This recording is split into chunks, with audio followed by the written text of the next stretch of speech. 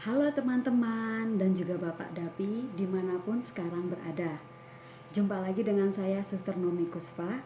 Semoga kita semua sehat dan penuh semangat. Dalam video ini saya akan menjelaskan sebuah proses pembelajaran di dalam kelas. Tujuan saya adalah mempresentasikan hasil belajar dan pemahaman saya tentang proses kegiatan pembelajaran yang sudah saya buat dalam RPP. Satu hal yang menurut saya penting adalah bahwa kegiatan pembelajaran yang baik tentunya dihasilkan dari sebuah RPP yang baik pula. Ini RPP yang sudah saya buat dan sudah saya siapkan. Maka sebelum saya membahas mengenai proses kegiatan pembelajaran, saya akan menjelaskan secara singkat mengenai RPP. RPP atau Rencana Pelaksanaan Pembelajaran adalah rencana yang menggambarkan prosedur dan pengorganisasian pembelajaran untuk mencapai satu kompetensi dasar dan yang ditetapkan dalam standar isi dan dijabarkan dalam silabus. Tujuannya, satu, mempermudah, memperlancar, dan meningkatkan hasil proses belajar mengajar. Yang kedua, dengan menyusun rencana pembelajaran secara profesional, sistematis, dan berdaya guna, maka guru akan mampu melihat, mengamati, dan menganalisis, dan memprediksi program pembelajaran sebagai kerangka kerja yang logis dan terencana. Sedangkan fungsi dari rencana pembelajaran adalah sebagai acuan bagi guru untuk melaksanakan kegiatan belajar mengajar atau kegiatan pembelajaran agar lebih terarah dan berjalan secara efektif dan juga efisien. RPP memuat semua yang hal kita perlukan dalam sebuah belajar mengajar. Unsur-unsur dan langkah-langkah dalam membuat RPP tidak akan saya jelaskan dalam video ini, dan kita akan langsung pada proses kegiatan pembelajaran. Sebelum masuk ke dalam kelas, pastikan bahwa kita membawa semua alat dan media yang kita perlukan. Kita juga sudah mengetahui karakteristik anak yang akan kita hadapi.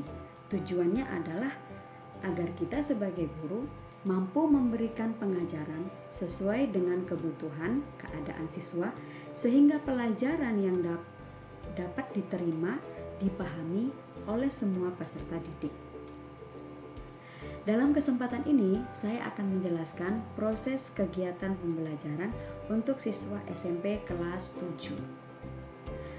Mata pelajaran Pendidikan Agama Katolik dan Budi Pekerti semester Gasal pelajaran pertama dengan materi Aku Citra Allah yang Unik. Di sini saya mengasumsikan di dalam kelas itu saya menghadapi anak-anak yang memiliki kecerdasan linguistik dan kinestetik.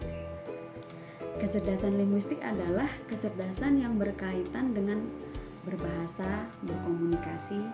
Jadi biasanya anak suka membaca, menulis, dan mendengarkan cerita. Sedangkan kecerdasan kinestetik adalah kecerdasan yang banyak menggunakan gerak tubuh untuk mengekspresikan dan memahami perintah otaknya, seperti seorang anak yang suka dengan gerakan lari, menari, kemudian keterampilan dalam membangun sesuatu.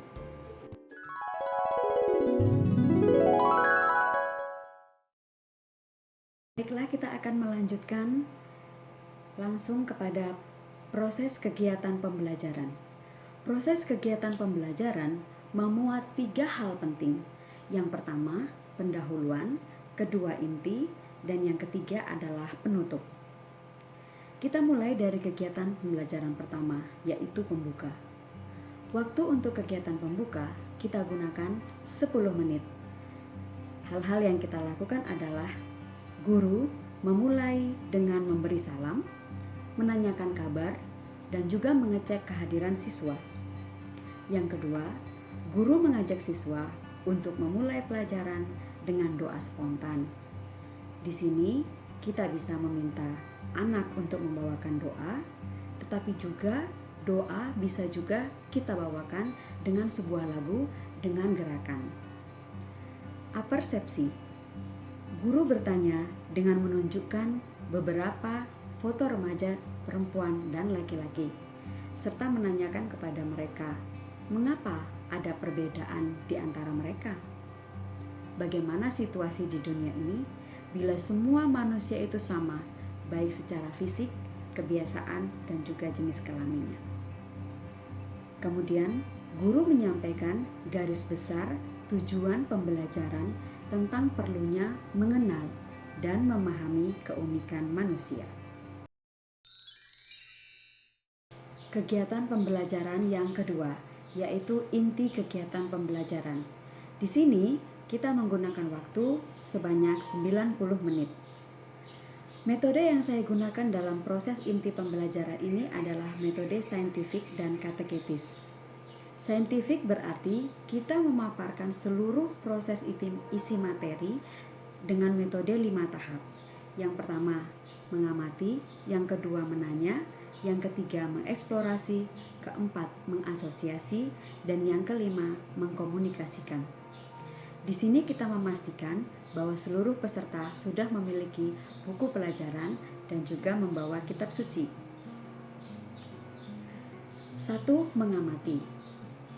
Guru meminta peserta didik mengamati perbedaan antara dirinya dan teman-temannya dengan cara 1. Berfantasi seolah-olah dirinya menerima kado dari Tuhan yang berisi 4 lapisan tentang keadaan dirinya. Kemudian menuliskan isi lapisan kado Tuhan itu menyangkut ciri fisik, sifat baik, bakat atau kemampuan, dan pengalaman baik yang pernah dialaminya.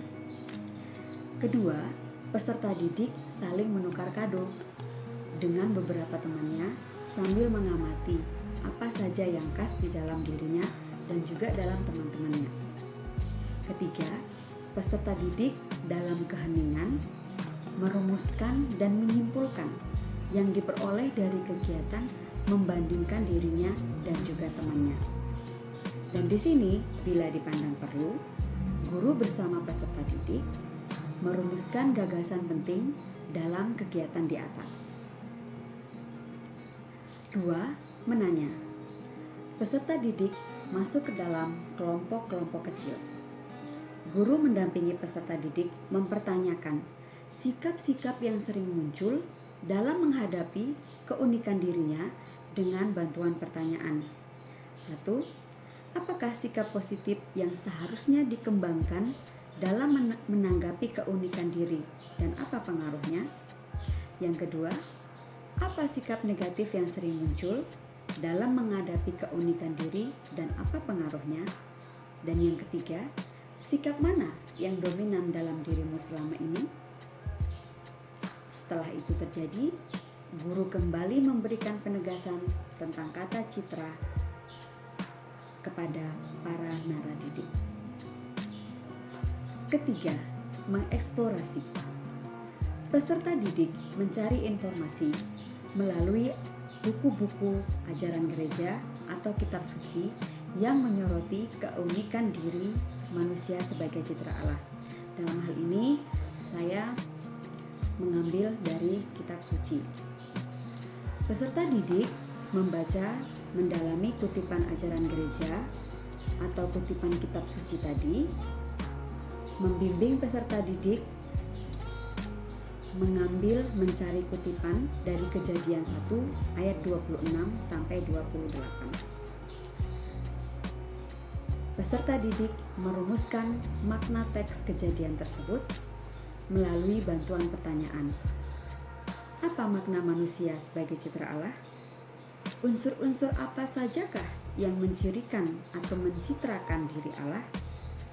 Dari unsur tersebut, manakah yang selama ini sudah melekat pada diri sebagai citra Allah? Setelah seluruh proses terjadi, kembali guru memberikan penegasan dan rangkuman kepada peserta didik. Keempat, mengasosiasi. Peserta didik mengasosiasikan antara pengalaman dirinya selama ini dan juga menghayati diri sebagai citra Allah dengan pesan yang terdapat dalam teks Kejadian 1 ayat 26 sampai 28 dengan bantuan satu pertanyaan. hal atau gagasan apa yang diperoleh dari teks kitab suci tadi. Nah, di sini sebelum refleksi, guru dapat merumuskan bersama peserta didik gagasan-gagasan penting dari langkah-langkah tadi itu. Guru mengajak peserta didik untuk melakukan refleksi dengan panduan yang terdapat dalam buku siswa. Kelima, mengkomunikasikan. Peserta didik mengkomunikasikan hasil refleksi dengan cara mengungkapkan dengan lisan atau tertulis tentang niat yang akan dilakukannya sebagai perwujudan pemahaman tentang keberadaan dirinya sebagai citra Allah yang unik. Kemudian peserta didik membuat doa tertulis yang mengungkapkan syukur telah diciptakan sebagai citra Allah yang unik. Yang ketiga adalah kegiatan penutup. Kegiatan penutup kita gunakan sebanyak 20 menit. Yang kita lakukan adalah setelah seluruh proses pembelajaran berlangsung bersama peserta didik menyimpulkan hasil pembelajaran hari ini, yakni mengenali keunikan diri, kedua memahami sikap terhadap keunikan diri dan menemukan gambaran diri sebagai manusia citra Allah yang unik. Guru mendorong siswa untuk selalu bersyukur atas karunia keunikan dirinya. Dan yang terakhir, bersama peserta didik menutup seluruh pertemuan pembelajaran dengan mendaraskan Mazmur ayat 8, ayat 2 sampai dengan 10 secara bergantian dan perlahan. Dan menutup seluruh rangkaian pelajaran dengan membuat tanda salib dalam nama Bapa dan Putra dan Roh Kudus. Amin. Demikianlah penjelasan saya mengenai kegiatan proses pembelajaran. Semoga dapat dimengerti, dipahami, dan mungkin juga bermanfaat bagi kita sekalian calon guru. Mohon maaf jika dalam presentasi ini masih ada banyak hal-hal yang kurang. Dan tentu saja saya sangat terbuka untuk saran, kritik, masukan yang sungguh bermanfaat untuk pembelajaran saya. Dan akhir kata, saya mengucapkan terima kasih, salam sehat, tetap semangat.